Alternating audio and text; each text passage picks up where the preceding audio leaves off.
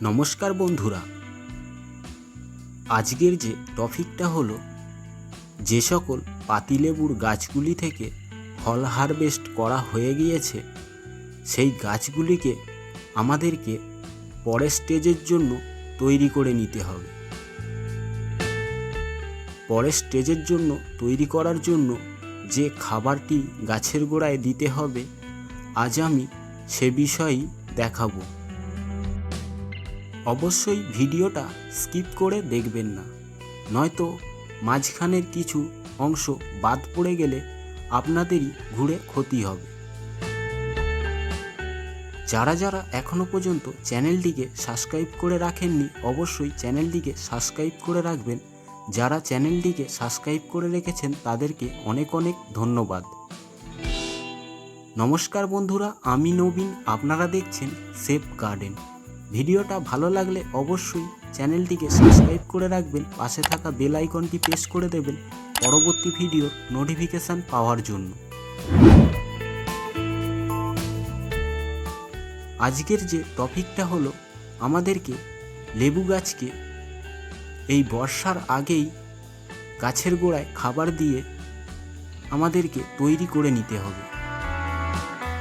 কেননা এই সময় যদি আমরা গাছের গোড়ায় খাবার দিই গাছের অনেক অনেক কচি পাতা ছাড়বে, পাতা ছাড়লে সেইখান থেকে ডালপালা প্রচুর পরিমাণে যুক্ত হবে।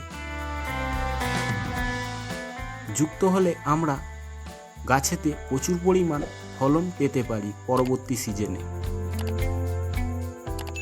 এইখানে যে আমার গাছটি দেখছেন এই গাছটিতে আমি একইভাবে কিছুদিন আগে খাবার প্রয়োগ করেছিলাম।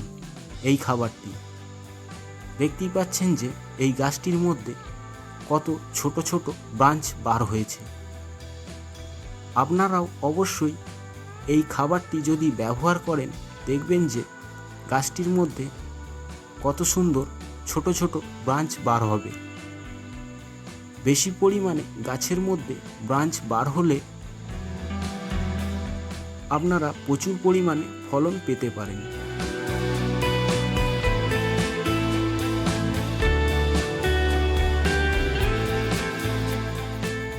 আজকের যে মেন টপিকটা হলো আমরা গাছের গোড়ায় কি খাবার দেব। যেমন এখানে দেখতেই পাচ্ছেন যে আমি একটি পাত্রের মধ্যে কিছু খাবার নিয়ে নিয়েছি। আপনারা হয়তো দেখে বুঝতেই পাচ্ছেন যে আমি কি কি নিয়ে নিয়েছি।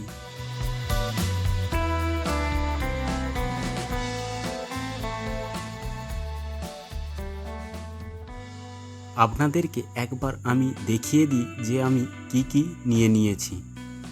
যেমন এখানে আমি ফার্স্টেই নিয়ে নিয়েছি গোবর সার। এই গোবর সারের মধ্যে 6 রকম উপাদান আছে, যেমন nitrogen, potassium, phosphorus, sulphur, magnesium, calcium এর মধ্যে প্রচুর পরিমাণে পাওয়া যায়। এখানে আমি পেঁয়াজের খোসা নিয়ে নিয়েছি।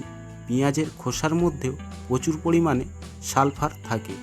এটাকে আপনারা গাছেতে স্প্রে করেও দিতে পারেন পেঁয়াজের খোসা ভিজিয়ে। এখানে আমি ডিমের খোসাও কিছু পরিমাণ নিয়ে নিয়েছি, এটাকে আমি গুঁড়িয়ে নেব। আরেকটি যেটা দেখছেন এটা আমি ডিএপির দানা কিছুটা নিয়ে নিয়েছি। ডিএপির মধ্যে কিন্তু 18% মতো নাইট্রোজেন থাকে, বাকিটা ফসফরাস থাকে। এখানে যেটা আমি লাল পটাশ নিয়ে নিয়েছি, লাল পটাশ গাছের শেকড়ের মধ্যে বৃদ্ধি বাড়াতে খুবই সাহায্য করে।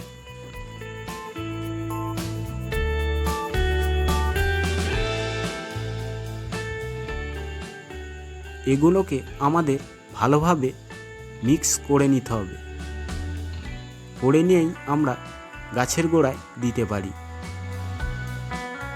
এখানে দেখতেই পাচ্ছেন যে আমি ডিমের খোসাটা ভালোভাবে গুঁড়িয়ে নিয়েছি। আপনারাও অবশ্যই ডিমের খোসাটা গুঁড়িয়ে নেবেন। ডিমের খোসার মধ্যে প্রচুর পরিমাণে ক্যালসিয়াম থাকে।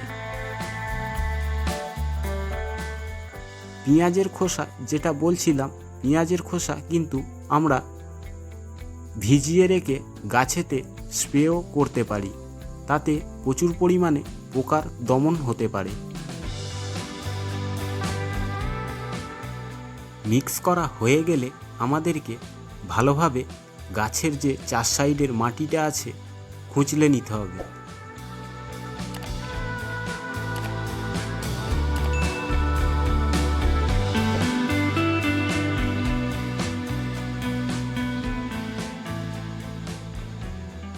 ভালোভাবে খুচলানো হয়ে গেলে 4 সাইডের মাটিটাকে তুলে মাঝে করে দিতে হবে, দিয়ে যে মিক্সারটি আমি বানিয়েছি গাছের গোড়ায় দিয়ে দেব।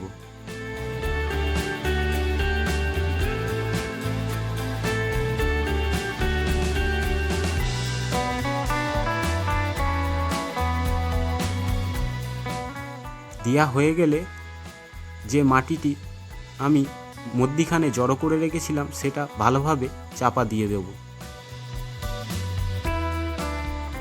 ভালোভাবে মাটিটা দেয়া হয়ে গেলে গাছের গোড়ায় পরিমাণ মতো জল দিয়ে দিতে হবে।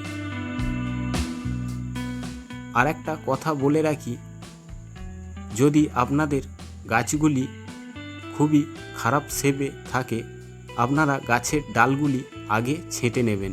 যেমন এখানে বালতির গাছটিতে দেখতেই পাচ্ছেন যে আমি গাছটি আগে ছেঁটে গাছের গোড়ায় খাবার দিয়েছিলাম। অবশ্যই ভিডিওটা ভালো লাগলে একটি লাইক করে দিয়ে যাবেন, চ্যানেলটিকে সাবস্ক্রাইব করে রাখতে ভুলবেন না, পাশে থাকা বেল আইকনটি প্রেস করে দেবেন পরবর্তী ভিডিওর নোটিফিকেশান পাওয়ার জন্য।